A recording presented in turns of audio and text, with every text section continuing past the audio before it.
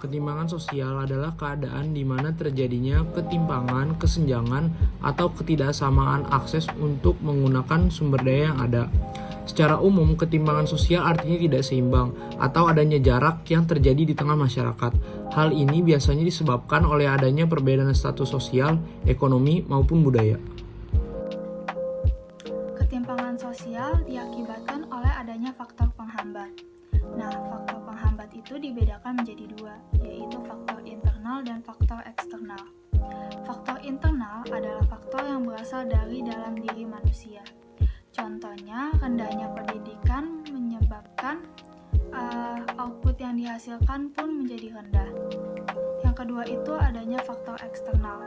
Faktor eksternal adalah faktor yang berasal dari luar diri manusia atau individu. Contohnya adanya kebijakan pemerintah yang menyebabkan pergerakan masyarakat menjadi terbatas. Nah, selanjutnya yaitu adalah ketimpangan sosial di masyarakat dalam berbagai macam bidang, yaitu ada di bidang ekonomi, budaya, politik, dan pendidikan. Nah, yang pertama yaitu ada di bidang ekonomi. Nah, di bidang ekonomi ini ada 3 contohnya. Yang pertama yaitu ketimpangan penyebaran investasi di kalangan swasta. Nah, jadi para investor, terutama investor luar yang datang ke Indonesia karena globalisasi, mereka lebih memilih untuk berinvestasi kepada perusahaan-perusahaan yang besar daripada ke perusahaan yang kecil atau menengah. Nah, akibatnya perusahaan besar akan semakin besar karena dibantu dengan investor, sedangkan perusahaan kecil atau menengah tersingkirkan dari pasarnya. Nah, lalu yang kedua yaitu perekonomian masyarakat yang tidak merata.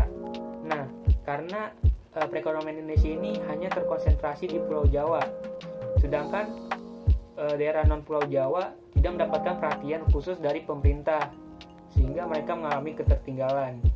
Nah, lalu yang ketiga yaitu kurangnya lapangan pekerjaan di berbagai daerah. Nah, hal ini juga diakibatkan dari perekonomian yang terpusat di Pulau Jawa, sehingga masyarakat non-Pulau Jawa mereka datang ke Pulau Jawa karena mereka beranggapan akan lebih untung jika mereka membuka usaha di Pulau Jawa daripada di daerah asal mereka.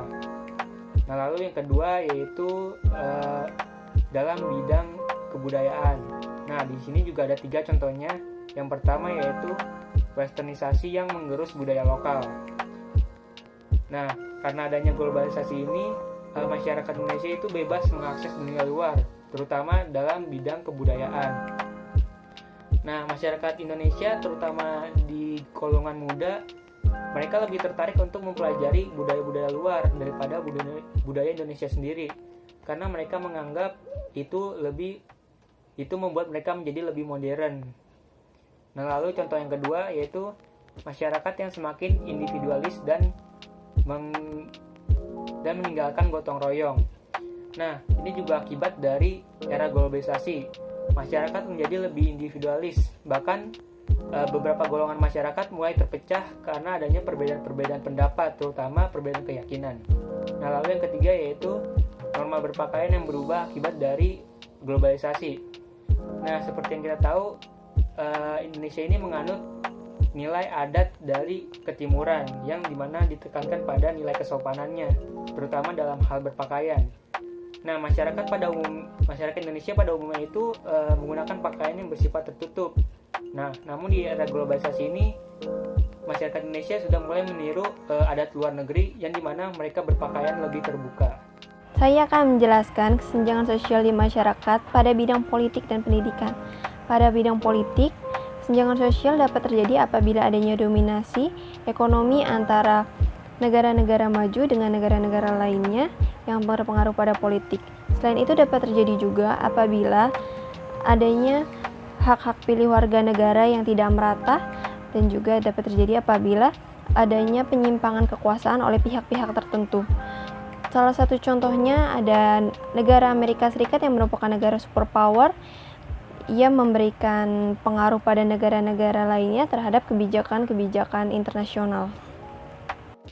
Pada bidang pendidikan, di Indonesia sendiri kita dapat melihat pendidikan yang masih terjadi kesenjangan, mulai dari fasilitas hingga kualitas pendidikan yang tidak merata di tiap-tiap daerahnya.